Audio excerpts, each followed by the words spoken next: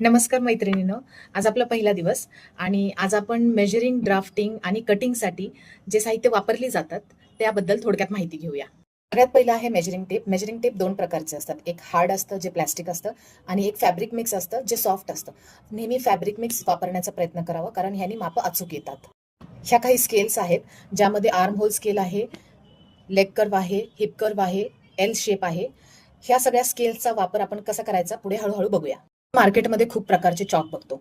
त्यापैकी पांढरा चॉक हा वापरायला सोपा आहे. ह्याचं मार्किंग साफ आणि अचूक असतं. त्यामुळे स्टिचिंग अचूक होते आणि ह्याच्यामध्ये जर तुमचं मार्किंग चुकलं, तर ते पुसताही येतं कपड्याला प्रेस करून, ज्यामुळे कपडाही खराब होत नाही. आहे ट्रेस व्हील. बऱ्याच वेळेस असं होतं, की आपल्याला दोन्ही साइडला सेम मार्किंग हवं असतं, जे चॉकने शक्य नसतं. त्यावेळेस ट्रेस व्हीलचा वापर करावा. तुम्हाला दोन्ही साइडला सेम मार्किंग मिळते. आज जी आपण साहित्य बघितली, त्यापैकी तुमचं आवडतं कोणतं होतं, हे मला कमेंटमध्ये नक्की सांगा. तर भेटूया पुढच्या व्हिडिओमध्ये. तोपर्यंत बाय बाय.